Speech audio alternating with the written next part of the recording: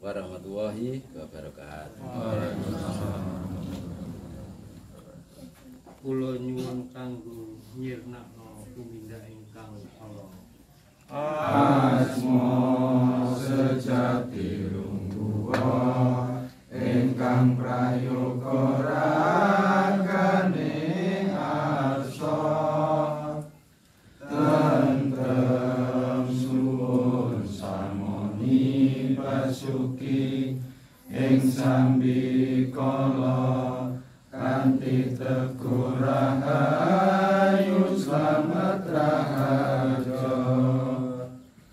Gusti ingkang maha suci, kula nyuwun kuming pangapura panglir sami dumateng Gusti ingkang maha suci, sirullah zatullah sifatullah ingsun sejati.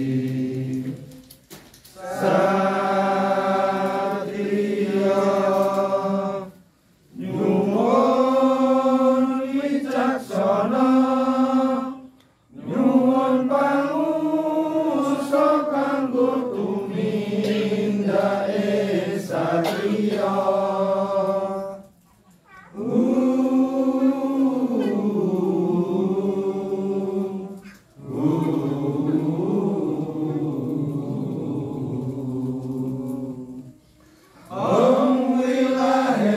Sekaring bawana langgeng sekamayan,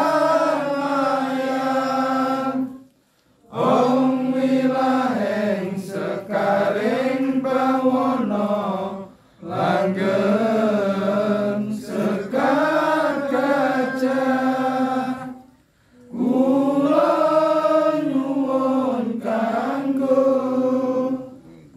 nyuwun kanggo tumindake ingkang Allah. Kun fayakun ragaku guna jagat layu kana sengenge uripku dimasehu mulo mugia ana ing tengahing jagat ora ana sing anani ora ana sing ngungkuli Allah.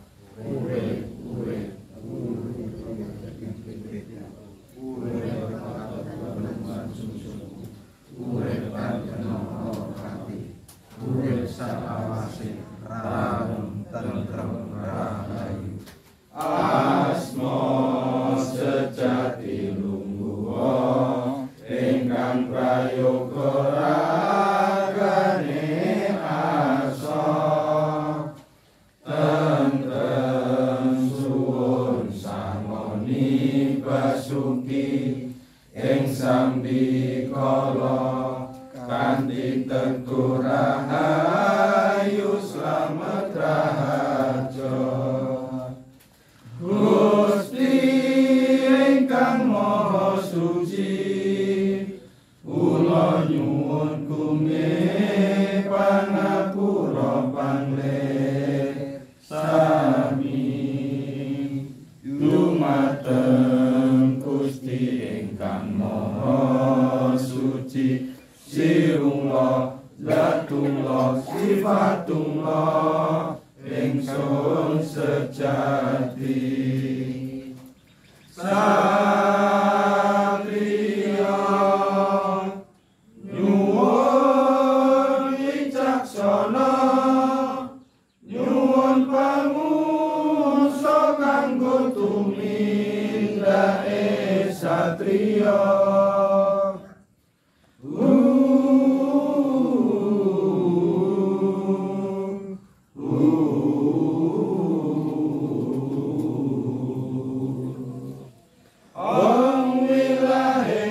Sekaring bawana langgeng sekamayan,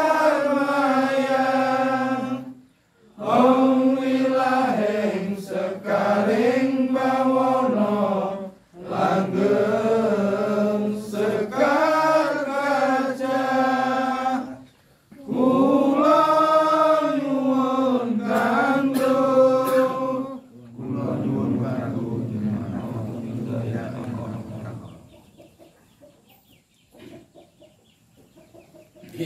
ada pertanyaan ulangan tentang bab keris atau pusaka. Keris atau pusaka pada saat zaman dulu itu senjata tikam untuk bertarung, zaman kerajaan. Kalau sekarang ya tidak lagi, tidak untuk senjata tapi untuk uri-uri budaya. Jadi kalau ada tanya tentang apakah punya keris itu syirik, ya enggak, karena sifatnya untuk nguri-uri budaya. Sama zaman dulu berperang waktu Indonesia belum punya senjata yang canggih, otomatis perangnya seperti pakai bambu runcing. Nah, seandainya saat ini seseorang mengumpulkan bambu runcing untuk kenang-kenangan, untuk budaya, ya boleh-boleh saja. Masalah seperti bab budaya seperti itu turun-temurun dilaksanakan sampai sekarang. Contohnya dari Sunan Kudus sendiri. Sunan Kudus sendiri kalau bulan Asyura seperti ini kan pencucian pusaka, pencucian penjamasan pusaka. Nah, itu hanya nguri-nguri budaya leluhur, bukan berarti pusaka itu dipudi-pudi, bukan. Jadi jangan sampai salah kaprah. Nah, itu hanya salah satu contoh. Di tempat-tempat lain, di keraton dan lain-lain ya juga ada tentang pencucian pusaka. Bab itu, masalah bab pusaka tidak ada hubungannya dengan syirik dan tidak, kecuali seseorang mengandalkan pusaka yang dianggap berlebihan dan lain-lain. Nah, itu bisa saja dianggap syirik. Kalau tidak, hanya pusaka untuk cagar budaya, untuk budaya dan lain-lain, tidak masalah. Pusaka itu tidak bisa memberi apapun, tidak bisa memberi manfaat apapun. Sama seperti hal-hal yang lain yang dianggap religi dan lain-lain, tidak, itu hanya sifatnya cagar budaya. Memang kadang-kadang ada orang berpendapat aneh itu begini. Oh, orang yang sering megang pusaka itu dianggap nguri-nguri pusaka, budi-budi pusaka, dianggap syirik dan lain-lain. Itu kan pendapat seseorang yang tidak paham. Karena bagaimanapun juga, kalau seseorang tidak tahu, harus belajar dan harus tahu pendekatan, biar tidak menilai dari jauh. Ini ku ceritakan riwayat dari dulu tentang Uwais Al-Qarni. Uwais Al-Qarni itu sendiri dikira gila. Sebabnya kenapa? Ibunya Uwais Al-Qarni dulu minta berangkat haji. Sedangkan Uwais Al-Qarni pemuda yang miskin sekali. Dia kerjanya buruh menjadi penggembala domba dan lain-lain seperti itu. Kerjanya seperti itu, tapi ibunya kepingin pergi haji. Nah, Uwais Al-Qarni juga bingung. Dia tidak bisa membiayai ibunya berangkat haji. Maksudnya menyewa onta, menyewa kuda untuk perjalanan menuju ke Baitullah, ke haji. Makanya Uwais Al-Qarni menabung dari sedini mungkin, membeli sapi yang kecil sekali yang baru lahir berapa hari dibeli. Setiap hari Uwais Al-Qarni sapinya dipegang, dipanggul di punggungnya, dibawa ke gunung. Ditaruh di gunung, dicarikan rumput di sekitar gunung. Setiap pagi makannya di gunung. Sore Uwais Al-Qarni berjalan lagi ke gunung. Sapinya diambil lagi, dipanggul, diturunkan lagi. Begitu terus dia melakukan seperti itu, terus bukan sehari dua hari, sampai dengan 1 tahun lebih lamanya. Nah, tetangganya pasti menilai Uwais Al-Qarni orang pemuda yang gila.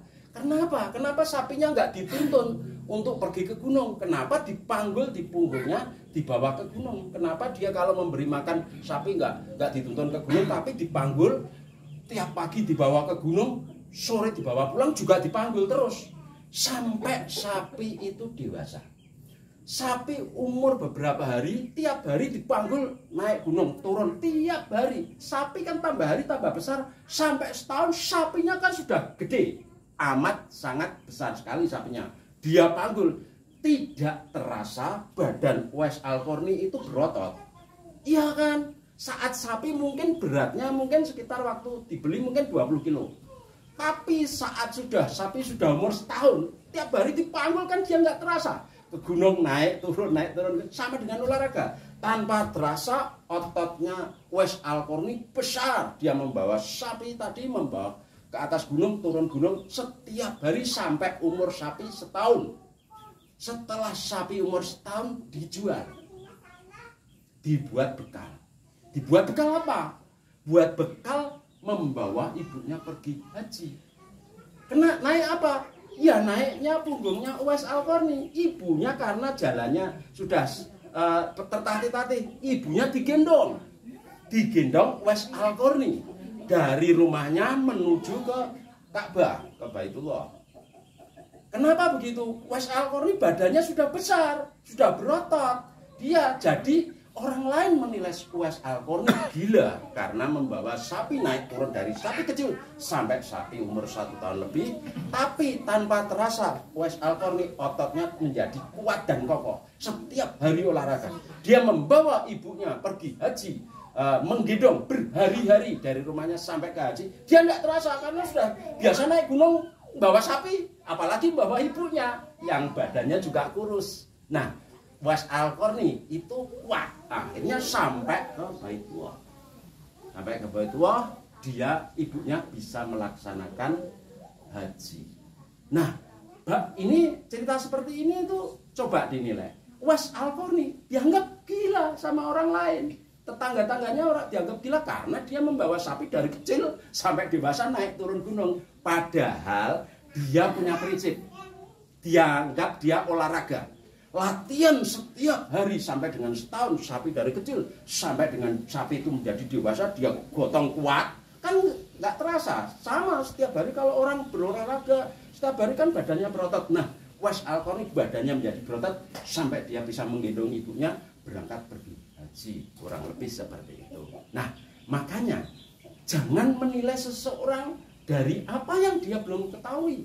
Apa yang dia lakukan belum ketahui, jangan dinilai buruk dulu. Ya sama seperti Uwais Al-Qarni dinilai buruk kepada tetangganya, masyarakat sekitarnya buruk.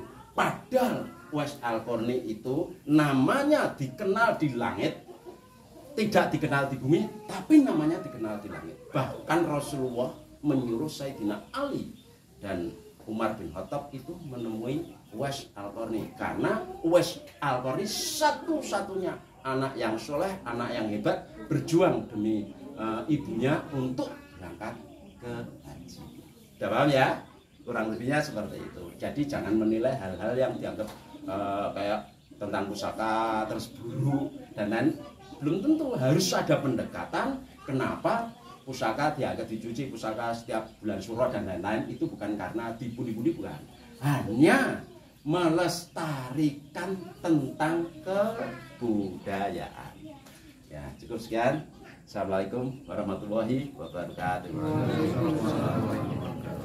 Ya Allah ya Rahman, kumohon belas kasihan, dosaku ba air lautan, kuharapkan dapat ampunan. Majelis lembah penanggungan di setiap pengajian ingin selalu mengingatkan, sering membaca Al-Quran. Pegang HP bukanlah larangan, bolehlah buat hiburan, asal jangan sampai kebablasan, melupakan kewajiban. Pesan dari Mas Panembahan, kematian bagaikan arisan, tiap insan pasti mendapatkan, duluan atau belakangan.